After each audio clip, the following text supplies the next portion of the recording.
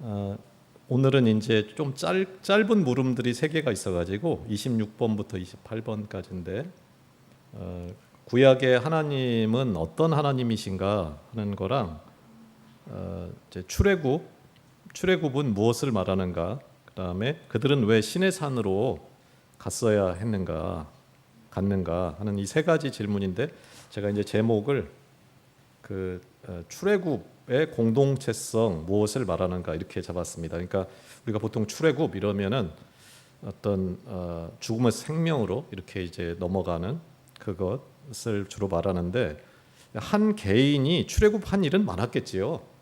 애굽에 살다가 밖으로 나오기도 하고 뭐 애굽으로 들어가는 것도 많이 있었겠지요. 개인들은.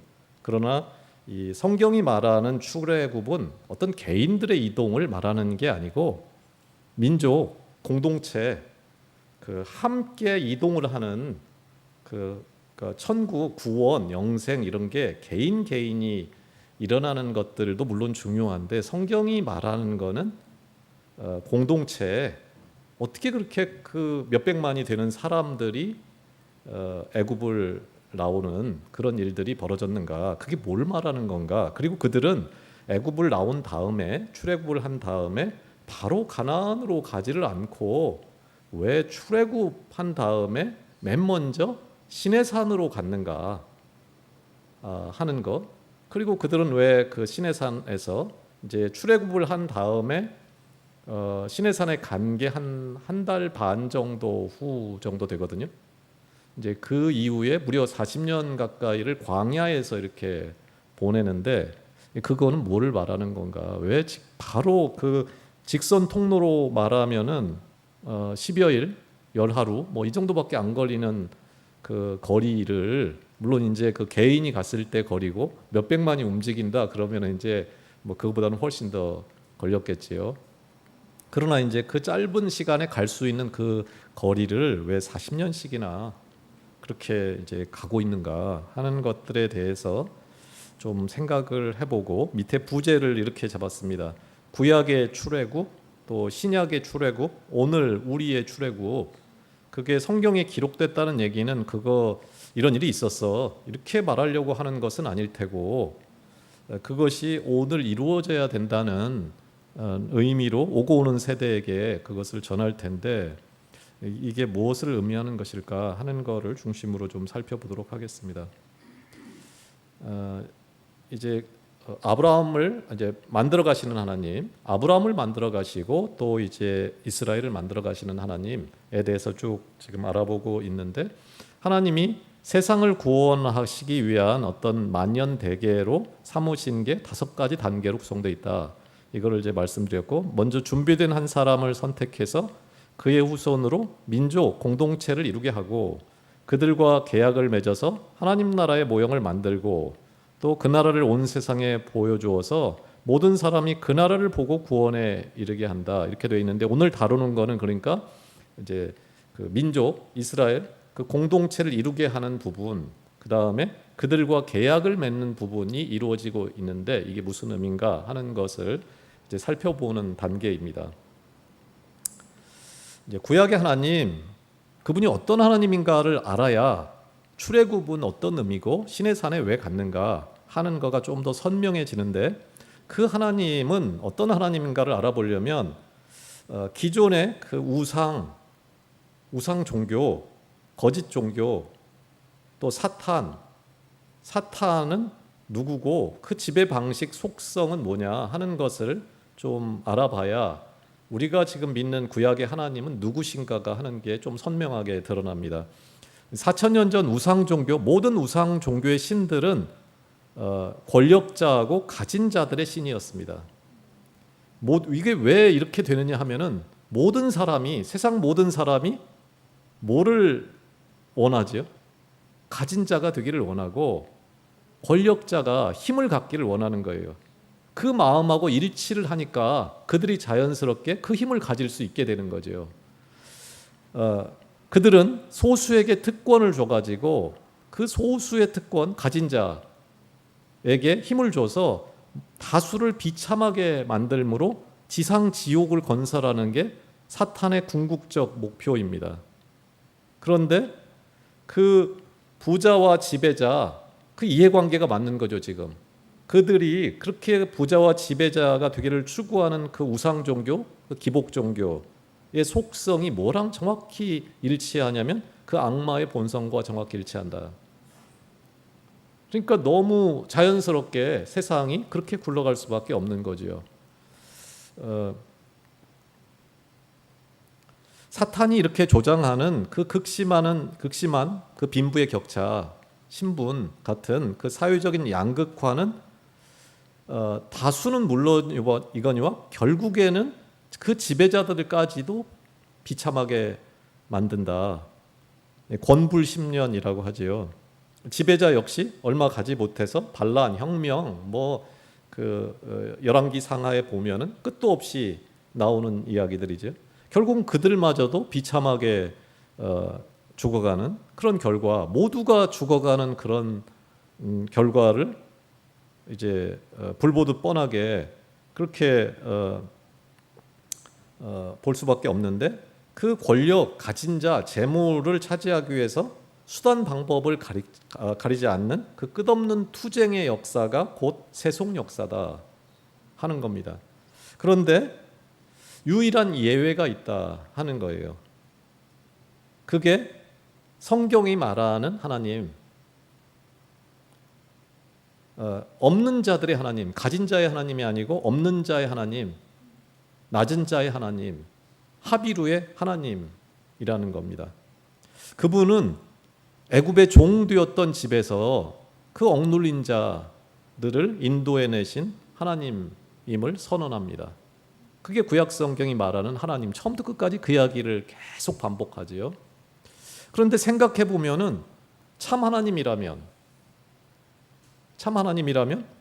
지배자의 신, 가진 자의 신이 되기를 거부하고 가장 비천한 자의 하나님이 되시는 것으로 입증이 될 수밖에 없다는 거예요. 왜 그렇죠?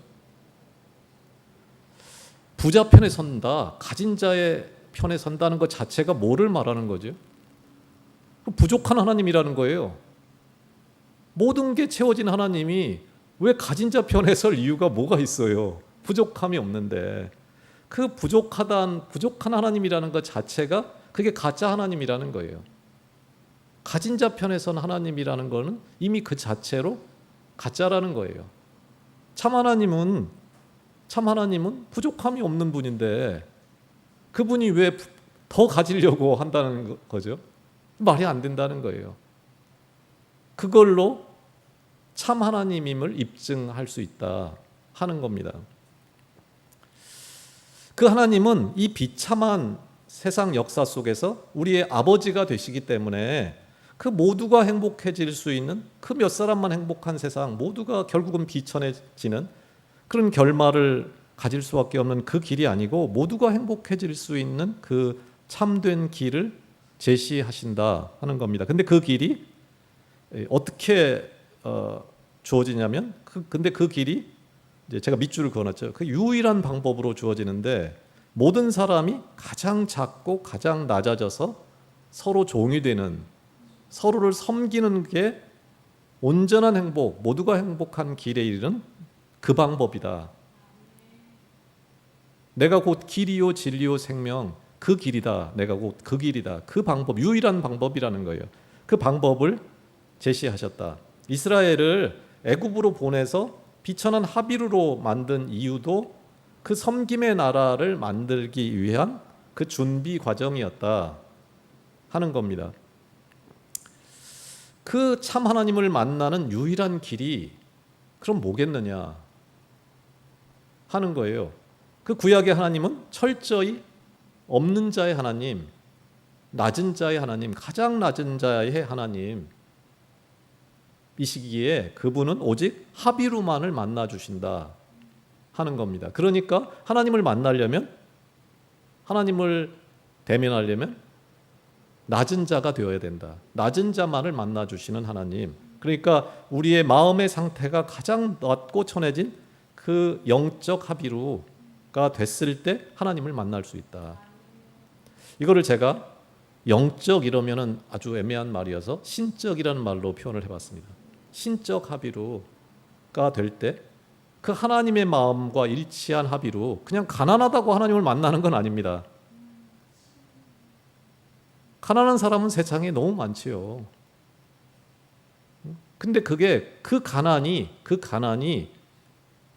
내가 무능력해서 그냥 게을러서 된 합의로일 때가 아니고 내가 다른 사람을 하나님의 마음을 품은 합의로라는 거예요. 그거를 제가 이제 신적 합의로라고 한번 생각을 해봤습니다. 그 신적 합의로가 되어야 하나님을 만날 수 있다. 심령이 가난한 자는 행복합니다. 그렇게 해야 되죠. 심령이 가난하다 라는 말씀처럼 철저히 낮아진 마음이 하나님을 만날 수 있는 필수적인 조건이다 하는 겁니다. 요거를 좀 잘 생각을 이제 뒤에 가서 제가 좀 원래 그림을 좀 여러 가지로 그렸어야지 이게 이해가 가는데 어떻게 그러면 낮아지지 않았는데 어떤 사람은 어떤 때는 교만해지고 어떤 때는 또 우리가 이제 맨날 마음이 아침 다르고 저녁 다르고 이러잖아요. 아침에는 가난해져서 하나님을 어떻게 조금 알 것 같은데 저녁이 되면은 새카맣게 그거하고는 거리가 먼 삶을 살잖아요. 이제 그게 어떤 현상인가를 좀 이해를 해야지 이제 그게 굉장히 중요한 겁니다. 그래서 이제 그 그림으로 좀 설명을 하면 좋은데 그럼 이제 다음 수요일에 제가 그림을 다양하게 좀 그려보겠습니다. 어찌됐든 그 철저히 낮아진 마음이 될 때 하나님을 만난다. 참 하나님을 만날 수 있다. 하나님을 만난 사람들은 많아요. 자기가 그렇게 말하는 사람들은. 근데 그게 참 하나님이냐 이건 다른 문제예요. 참 하나님이냐. 가짜가 더 진짜 같기 때문에 광명한 천사라는 표현이 너무나 많지요. 내가 천사 음성을 들었다 이런 사람은 세상에 너무 많습니다. 그런데 내가 어떤 상태에서 만났느냐가 중요해요. 그게 필수 조건이다. 가장 낮아진 마음일 때 하나님을 만날 수 있다. 그러면 이 하나님이 이스라엘을 만들어 가셨다 하는 거예요. 이 하비루의 하나님이. 그런데 이 이스라엘이 400여 년 동안 애굽에 내려갔다가 애굽을 나옵니다. 그걸 우리가 출애굽 이럽니다. 한두 사람이 나온 게 아니고 몇백만이 나왔다. 전체가 나왔다 하는 거예요. 그 출애굽이 무엇을 의미하는가 하는 겁니다. 그 출애굽이 이 하나님의 심정으로 볼 때 그것은 400년의 그 애굽 하비루 교육 훈련의 종지부를 찍는 사건이 출애굽 사건입니다. 그러니까 이제 그 명시적 얘기했죠. 내가 무슨 일을 지금 당하는지도 모르는 상태에서 그 고난 가운데 보내는 시간, 그걸 비명시적인 그 부르심이다, 준비 기간이다 이렇게 말씀을 드렸잖아요. 그 기간이 하나님이 빚어가는 그 시간이 이제 그 우리가 이제 뭐 전공을 한다, 무슨 과를 다닌다 그러면은 내가 무슨 과 졸업했다 그러면 이제 몇 학점을 들어야 되죠. 근데 그 중에 꼭 들어야 되는 학점이 있습니다. 그걸 이제 필수 과목이다 이러죠. 필수 과목. 이 고난의 과정이 하나님의 어떤 사람, 하나님을 만나는 데 있어서 필수 과목이다 이거예요. 필수 과목. 그 필수 과정을 이제 수료한 사건이 출애굽 사건이다 이겁니다. 모세를 통해서 애굽 왕 바로를 굴복시킨 10가지 기적은 이스라엘의 졸업식이다. 졸업식이 마무리하는 시간이고 그 졸업식을 마친 후 교문인 홍해바다를 건너 광야로 졸업여행 겸 이제 새로운 새 출발을 하는 새로운 사회로 이제 내가 진입하는 그 과정, 그거가 첫 번째 출애굽이 갖는 의미다. 그러니까 졸업식이다 하는 거고, 두 번째는 하나님을 만나러 가는 길이다 하는 겁니다. 그런데 제가 이제 좀 빨강색으로 하고 노랗게 표식을 해놨습니다. 모세가 이스라엘 백성을 이끌고 시내산으로 이제 가는데 출애굽을 해가지고 그 목적이 뭐냐면은 공동체적으로 하나님을 만나는 길입니다. 출애굽기에 같은데 보면은 모든 사람이 하나님을 만납니다. 하나님을 봅니다. 하나님의 음성을 듣습니다. 그러니까 개인이 들은 게 아니에요. 모두가 다 그 하나님의 음성을 듣습니다. 공동체적으로 하나님을 뵙는 그 길, 그 여정, 그게 출애굽의 두 번째 의미다 하는 겁니다. 400년간 철저한 훈련을 거치며 비로소 아브라함의 하나님을 뵐 자격을 얻는다 하는 겁니다. 그 필수 과정을 거친 후에 환상이나 환청 같은 그런 게 아니고 정상적인 의식 상태에서 하나님을 대면하는 그 가장 고차원적인 하나님 체험을 하러 가는 길이라는 거예요. 누구는 듣고 누구는 듣지 못하고 그런 게 아니라는 겁니다. 모두가 다 하나님을 만나는 시간이 주어졌다. 출애굽이. 그런데 이 어떤 만남은, 이런 만남은 하나님 체험, 하나님을 내가 만났다, 하나님의 그 의식서 꿈에 들은 게 아니고 이 역사의 현실 속에서 그거를 들었다. 그거는 온전히 준비된 사람들, 공동체, 지금 이스라엘이죠. 이스라엘에게만 주어진다. 한 개인이 지금 이렇게 되고 있는 게 아니에요. 교회면 교회 전체가. 유사한 사건이 언제 일어나죠? 신약에서는 오순절에 모인 모든 사람, 각 사람 위에 한 사람도 빠짐없이 성령이 임합니다. 공동체적으로 임하는 거예요. 그게 거대한 역사의 변화를 만들어냅니다. 한 개인이 바뀌는 과정이 아니고 공동체가 하나님을 만나는 사건이 출애굽이다. 세 번째는 그게 그 사건이 수천 년 전에 3,500년 전에 그런 일이 있었어. 그 얘기를 말하려고 하는 게 아니고 성경이 그 사건이 오늘 우리에게, 나에게, 우리 교회에 일어날 사건이라는 거예요.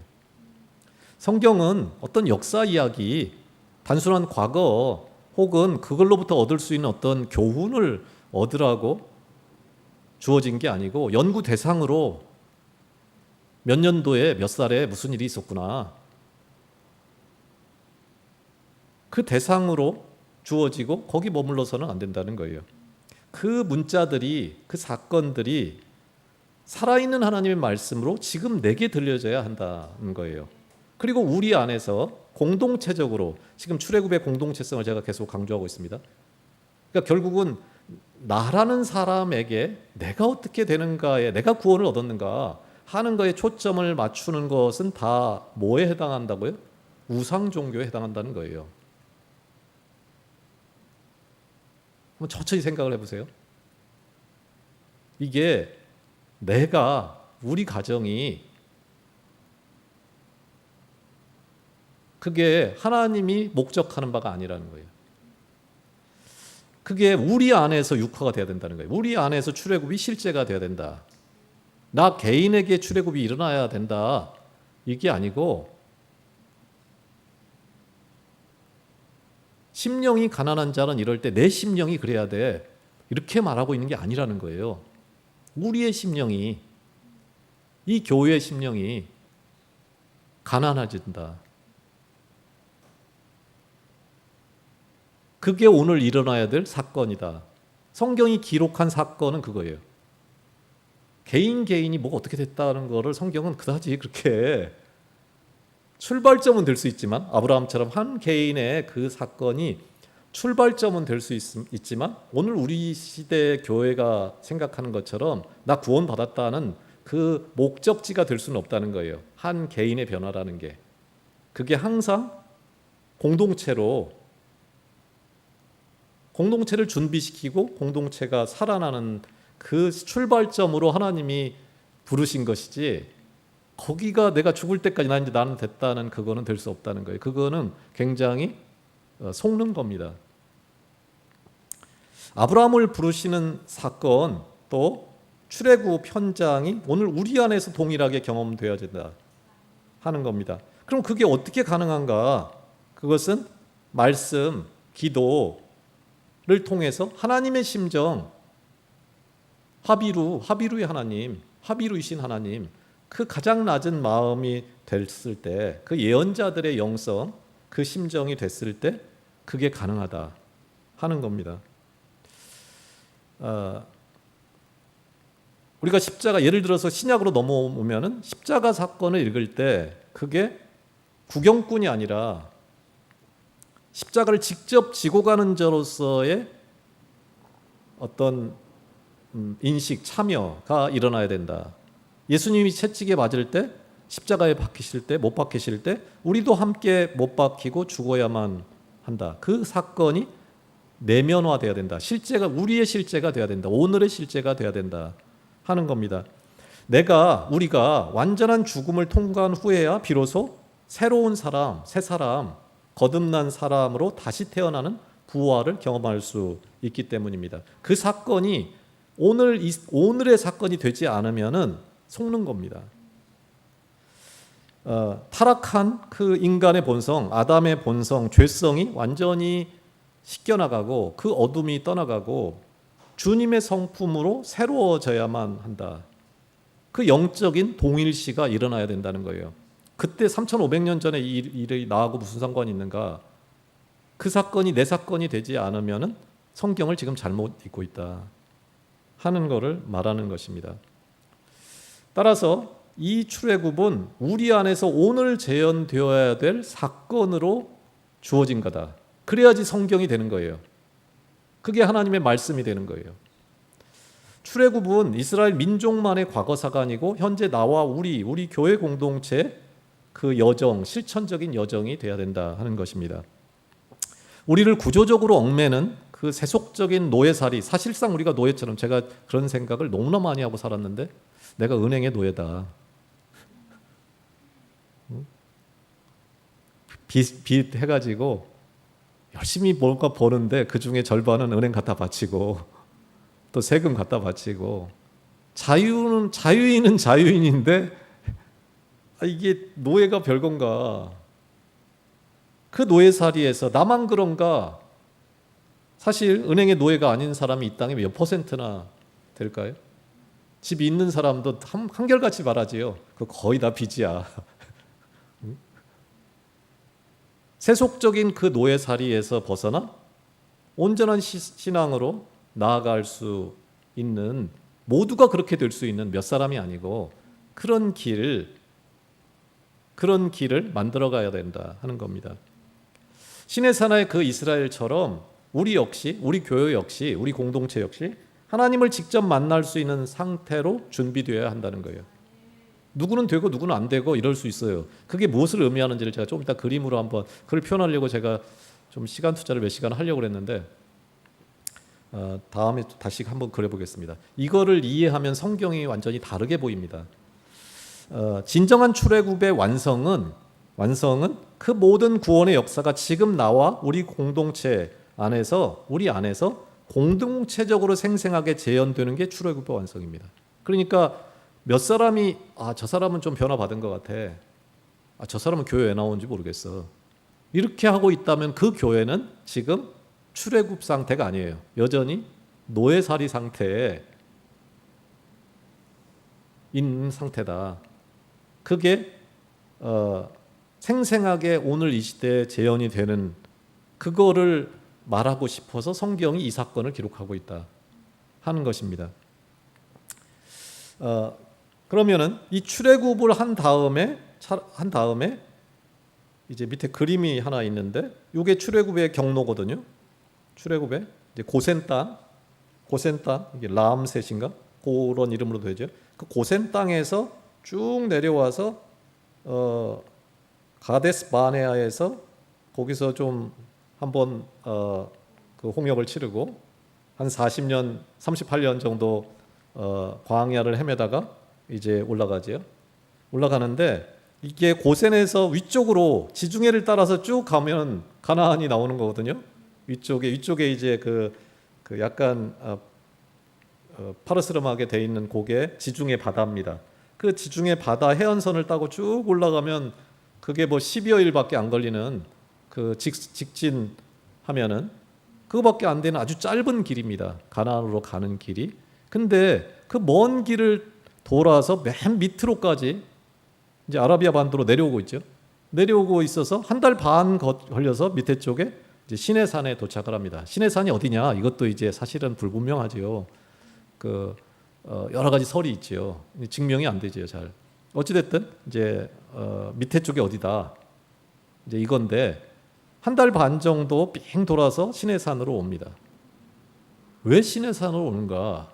이게 우연인가 하는 건데, 모세를 부를 때부터 시내산으로 와라 이러지요. 하나님의 계획하심 가운데 이루어진 일이다. 그 긴 출애굽의 여정도 하비루 훈련의 연장선상에 있다 하는 겁니다. 그게 하나님의 계획 가운데 이루어진 일이다.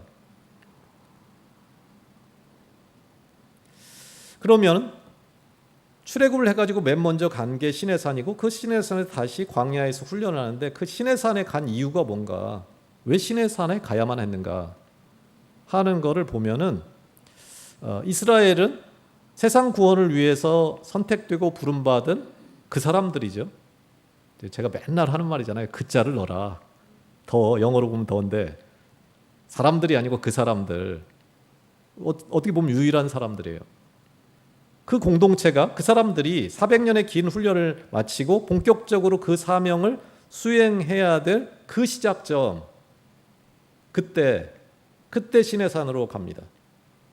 하나님을 직접 만나 뵙고 세상 구원의 사명을 공식적으로 확인받는, 그러니까 도장을 찍는 거예요. 사명장을 주는 거예요.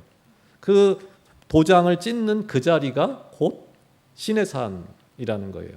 모두가 모여서 하나님을 만나고 그때 하나님과 계약을 맺죠. 그 자리, 그래서 그곳으로 가는 거예요. 두 번째는 그런 의미에서 이 시내산에 간 이유는 계약식을 하러 간 겁니다. 계약의 장소예요. 그 아담의 범죄로 깨어졌던 하나님과의 관계, 그 하나님과의 관계를 다시금 회복하는 계약식 장소로 시내산이 주어졌다. 다른 말로 하면 이스라엘이 지켜야 될 의무, 다른 말로 하면 책임이고 특권, 그것이자 두 번째 선악과라고 할 수 있습니다. 이 시내산 계약법은 두 번째 하나님과 계약을 맺는 그 두 번째 선악과, 두 번째 말씀이 주어지는 장소였기 때문에 시내산에 갈 수밖에 없었다. 그리고 이 시내산 계약이 곧 우리가 말하는 구약 성경이라는 명칭이지요. 옛 계약, 구약이 시내산 계약이지요. 그 시내산 계약의 유래가 되고 이게 성경이 말하는 모든 율법서의 가장 큰 비중을 차지하는 내용들입니다. 이 계약의 내용이, 이 시내산에서 맺었던 이 계약의 내용이. 세 번째는 시내산에서 시작된 그 광야 40년은 징벌이나 허송세월의 기간이 아니었다는 거예요. 가나안에서 그 법을 실천하며 하나님의 나라를 이제 만들어 가야 되는데 40년간 그 법에 대해서 공부할 시간, 연습할 시간이 주어졌다. 법을 딱 주고 나서 이제부터 앞으로 이렇게 살아, 이렇게 할 수는 없는 노릇이죠. 우리가 법관 사법고시만 한 건 하려고 해도 도대체 몇 년을 공부해야 됩니까? 그 하나님의 법에 대한 이해, 그러니까 광야에서 하나님이 공부 열심히 한다고 부모가 모든 거 챙겨주듯이 하나님이 뭘 주십니까? 만나와 메추라기, 밥을 다 해주시는 거예요. 그러면 그들은 광야에서 뭐 했을까요? 밥은 하나님이 다 주셨고, 그럼 그들은 뭐 했다는 거예요? 하루 온종일 들판을 쏟아졌을까요? 그들은 교육을 받았다는 거예요.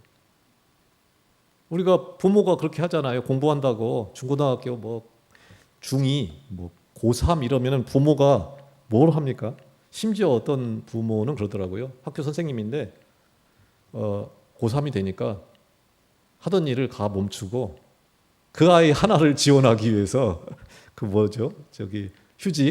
휴직을 하고 휴직하고 그 아이에게 올인을 하는 거예요.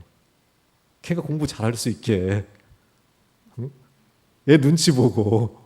하나님이 그러셨다는 거예요. 이 광야의 40년 동안 하나님이 먹을 거 다 주면서 결국은 그 훈련의 과정, 교육, 그 법에 대해서 계속 훈련시키는 과정이었다.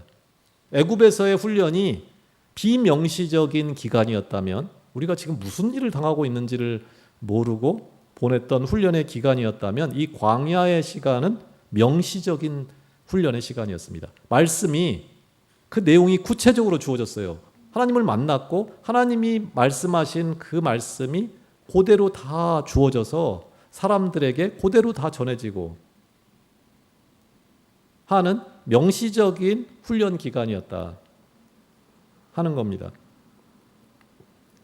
요거를 좀 이제 이런 걸 몇 개 그리려고 사실 했다가 했는데, 이제 이게 하나님을 만나러 가는 길에 그 수도사들도 그렇고 공통적으로 나오는 그림 중에 일부입니다. 인간이 죄인이 위쪽 그림부터 볼게요.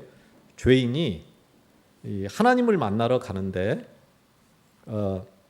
그 수도사들 영성의 책에 보면은 먼저 밑에 정화 이렇게 써 있잖아요.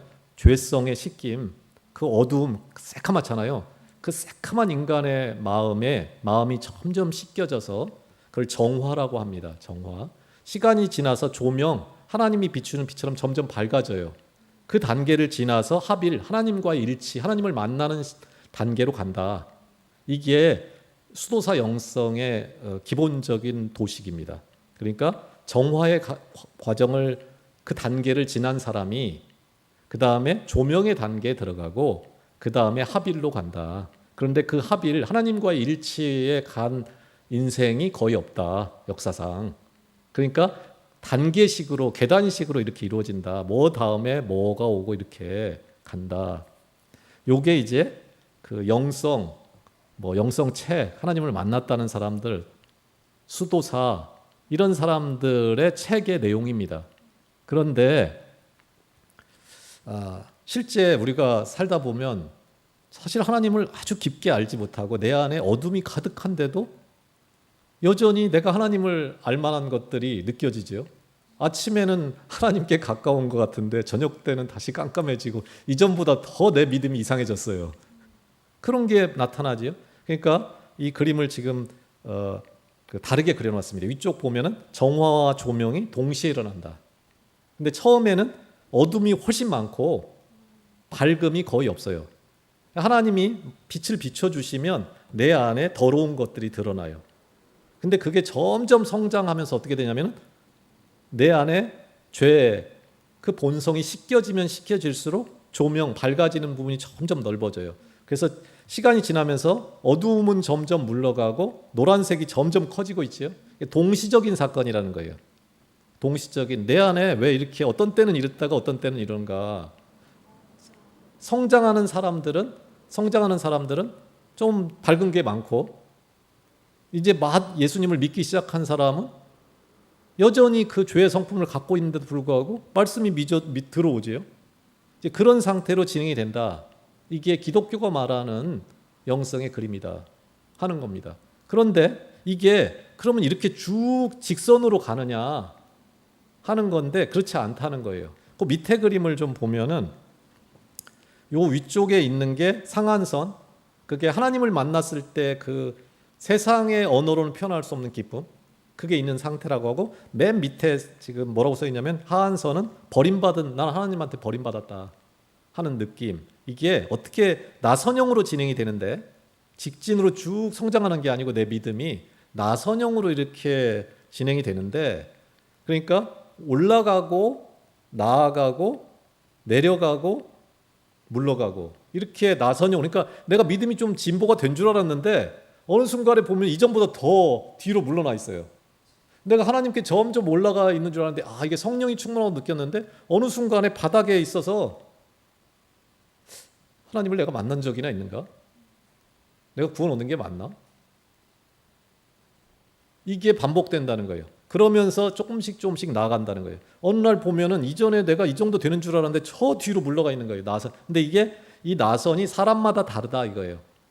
어떤 사람은 이 나선이 폭이 엄청 커가지고 하한선과 상한선을 오고 가요. 그런 사람들은 그 어느 날 하나님을 만나기도 엄청 변화가 심해요. 그런데 어떤 사람은 이 나선의 폭이 좁아가지고 큰 변화가 없어요. 뭐 하나님을 뜨겁게 만난 기억도 별로 없고, 그렇다고 내가 뭐 하나님하고 그렇게까지 악마에게 시달린 적도 없다. 나는 악마를 만난 적도 없다. 그게 다 사람마다 다르다는 거예요. 누가 좋고 나쁜 게 아니고 이런 식으로 진행이 된다.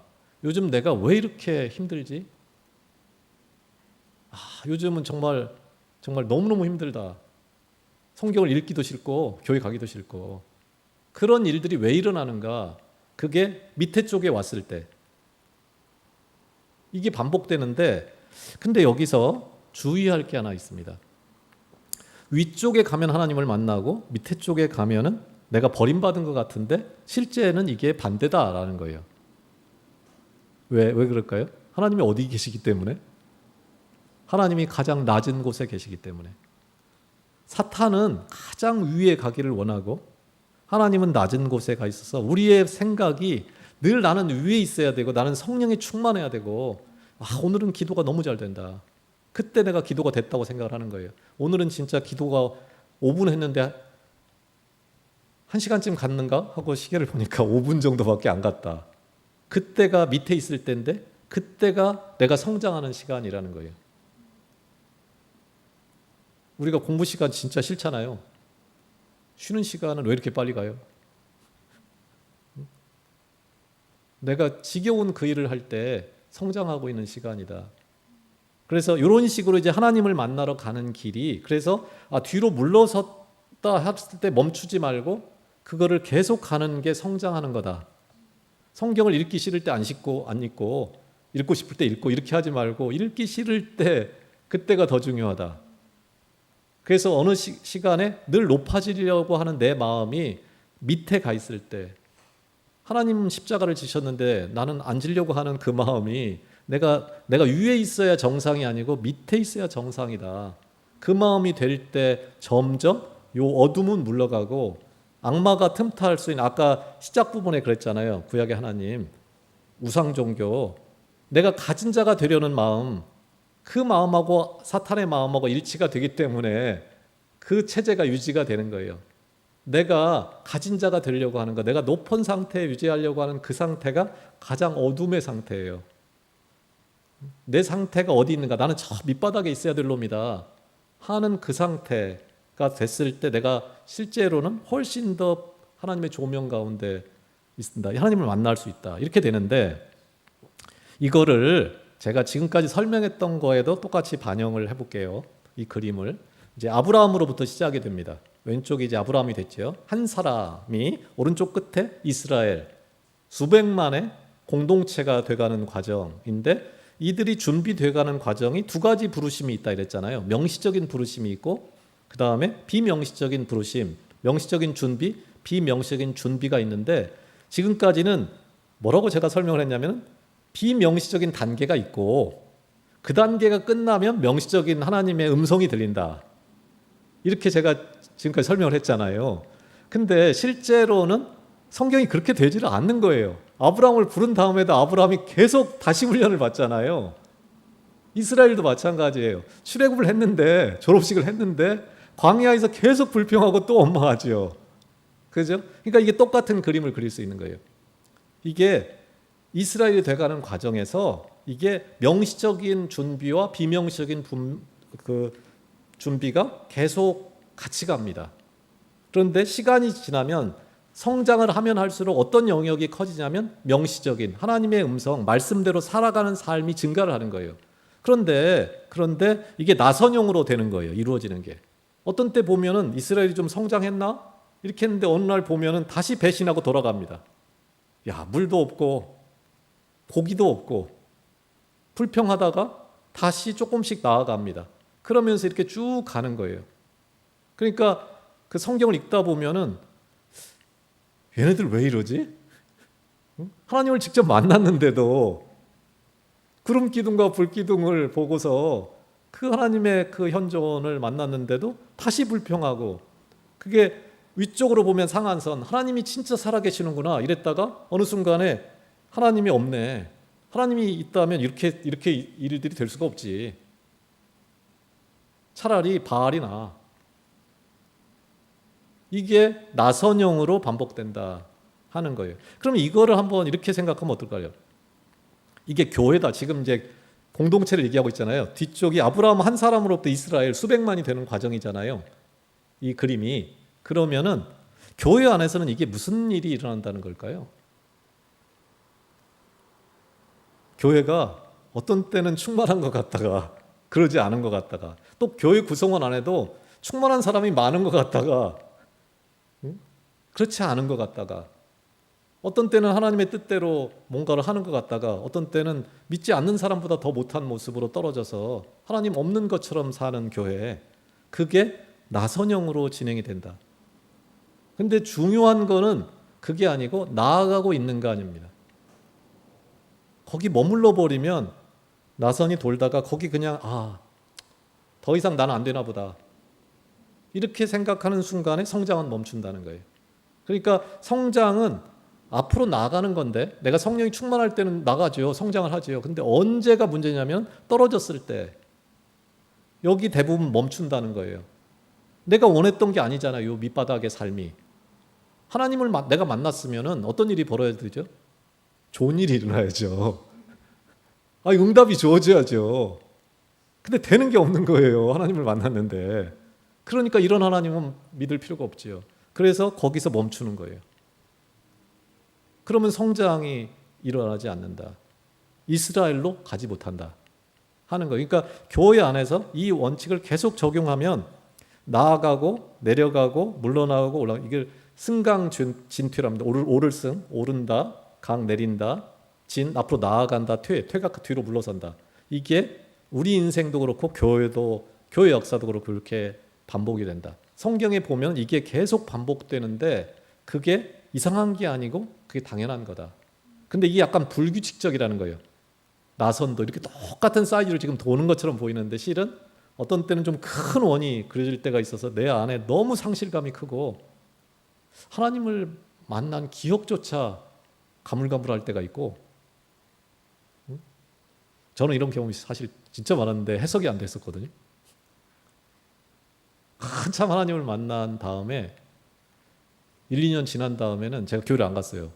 아직도 선한데 안암동 로타리에 교회를 안 가고 예배 시간에 집에서 나가가지고 안암동 로타리를 걸어 다녔어요. 하나님이 나를 버렸더라고요. 갈 교회가 없고 교회 가봐야 뭐해. 나 혼자 그 거리를 걷는 거예요. 아무도 없는 거예요. 이런 일이 왜 벌어졌지? 내가 얼마 전까지만 해도 하나님의 음성을 들었는데 저는 그게 해석이 안 됐거든요. 뭐 누구한테 나 이제 하나님 안 믿어 이렇게 말하기도 그렇고 그 얘기 한들 누가 들어줄 리도 없고. 근데 이제 이 과정 이런 거를 보면서 이 나선형이라는 거를 보고 나서 그리고 성경을 다시 보면서 이게 내가 그때 있었던 그 일들 그때가 진짜 중요한 때인데 누구에게도 이 현상을 물어볼 수가 없는 거예요. 어제 만난 하나님이 나는 이제 하나님 필요 없어. 하나님이 나를 버렸어. 그 느낌이 한없이 큰데 이거를 누구한테 가서 진짜 믿는 자라면 어떤 상태가 돼야 되죠? 성령의 충만 상태. 그 상태가 돼야 되는데 저 위에 있는 상태 그 상태가 돼야 되는데 내가 저 시궁창에 처박혀 있는 상태인데 이게 도대체 무슨 일이지? 가장 외로운 자가 돼서 꽤 오래 가더라고요. 근데 이 그림이 늘 이렇게 동그라미가 똑같은 걸로 그려지는데 이제 이 책에 보면 이 설명이 나옵니다. 위에 있는 기간은 되게 짧고 밑에 있는 기간이 훨씬 길답니다. 그거를 보는 눈이 바뀔 때, 그 명시적인 부르심, 그게 점점 커질 때, 그러니까 내가 하나님의 말씀을 듣기 시작한 때예요. 내 생각은 줄어들고 점점 말씀, 부르심, 그 하나님의 음성은 점점 더 커진 상태 내 안에서 그 상태가 됐을 때 그 사람 수로 보면 점점 또 늘어났다는 거잖아요. 교회 안에 하나님의 음성을 듣는 자의 수가 점점 늘어난다. 그래서 어느 시점이 되니까 거의 모든 사람이 애타는 마음으로 하나님을 찾는다. 강제로 찾았죠. 이스라엘은 하도 죽겠으니까 하나님 살려주세요 하는 자들이 수백만이 됐다 그거잖아요. 그 노예 생활이 100년 정도 됐으니까. 노예 생활이 한 100년 정도 된 것 같아요. 모세가 태어날 때부터 벌써 죽이고 있었으니까 모세가 80이 됐을 때 나오니까 최소 100년 가까이 된 거죠. 그 100년의 세월 동안 이들이 어떻게 진이기지면서 살면서 가장 낮은 자가 돼서 하나님께 100만이라는 사람이 버틸 때까지 버텨봤겠지요. 그런데 이제는 모두가 다 낮아진 상태로 하나님께 울부짖는 상태, 하나님이 그 소리를 들을 수밖에 없는 상태가 됐을 때 하나님이 출애굽을 한다. 그리고 그 출애굽을 거쳐서 계약의 장소, 말씀이 주어지는 장소인 시내산으로 간다 하는 과정을 거쳐서 이렇게 성경이 이어지고 이 과정이 오늘 우리 시대에도 이루어져야 된다. 말씀이 들리는 상태, 내가 있어야 될 것이라고 생각하는 저 위가 아니고 내가 가진 자, 높은 자가 되려는 그 마음은 줄어들고 내가 낮은 곳에 하나님이 계신 그 십자가의 상태, 그 상태가 될 때 비로소 하나님이 부르신다. 사실 이미 오래전부터 불렀지요. 다만 그 명시적인 부르심이 이제는 들린다, 내 귀에. 내가 그거를 듣게 됐다는 거죠. 그런 상태가 된 공동체가 될 때, 그때 비로소 하나님은 그들을 데리고 시내산으로 가서 계약을 맺고 이제 가나안으로 가게 되는 그 단계, 그러니까 일을 본격적으로 준비된 사람들을 데리고 일을 할 수 있는 상태가 된다. 그게 오늘 이 시대에 우리 가운데 이루어져야 되는 일이다. 그거를 위해서 오늘 성경이 그 이야기를 시작부터 지금 하고 있는 거다. 이스라엘 역사를 말하고 싶은 게 아니고 오늘 이 시대에 이 출애굽을 이루어야 되는데 이게 이토록 곧 이 라선형처럼 수도 없는 그 하나님으로부터 버림받은 것 같은 그 상태, 늘 위쪽에서 모든 게 응답되고 내가 기도하는 것보다 다 이루어지고 그런 상태는 이미 하나님의 부르심 혹은 하나님의 응답이 아닐 가능성이 99.99%다. 성경이 그렇게 말하고 있잖아요. 어제 밥 먹으면서 영어학과 교수인데 제가 이런 거를 쓴 다음에 영어로 좀 해달라 뭐 이런 얘기를 막 하다가 만약에 진짜 그런 거라면 저 위에서 늘 응답되는 거라면 예수님은 진짜 뭐지? 예수님은 응답이 하나도 안 되고 하나님께 죽을 때도 하나님께 할 만하시거든. 거부당하잖아요. 그러면 예수님은 성령 충만한 건가? 응답받지 못한 사람이잖아요. 죽기 전날 밤까지도 할 만하시거든. 이 잔을 내게서 옮겨달라고 했잖아요. 나를 버리십니까? 그게 예수님인데 우리가 믿는 게 그건데 우리는 그 반대를 원한다는 거예요. 그게 우상의 종교. 내 상태가 악마의 본성과 일치된 상태다. 오늘 교회가 추구하는 게 뭐냐는 거예요. 오늘 이 땅의 교회가, 오늘 우리 교회가 추구하는 게 뭐냐는 거예요. 기도의 제목이 뭐냐는 거예요. 무엇을 기도하고 있는가? 높아지고자 하는가? 예수님은 합의루의 하나님이다. 합의루만 만난다. 하는 거에 대한 의미를 조금 더 이제 생각하면서 이 그림에 대해서 여러 가지를 적용하면서 하면 성경에 거의 신구약 성경이 다 뚫립니다. 이 그림을 자세히 들여다보면은 이게 개인한테도 그렇고 공동체도 그렇고 전부 다 반복되는 전형적인 그림입니다. 이게 하나님을 만나는 길에 나타나는 특성이라서 원리가 똑같아요.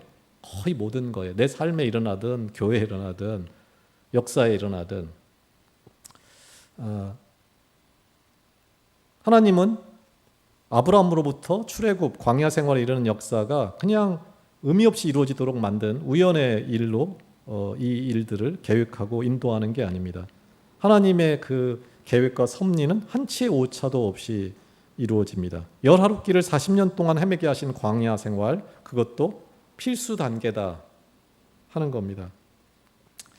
토론 및 적용 질문이 뭐 여러 가지가 있을 수 있을 것 같아요.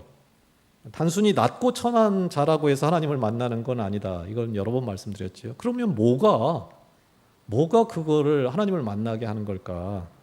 왜 나는 하나님을 만나지 못하는가에 대해서 한번 나눠볼 수 다 만나셨겠지만 가장 깊은 곳에서, 그러니까 꿈에서 이런 거 말고 진짜 내가 하나님을 환청이나 환상이 아니고 하나님을 만난다.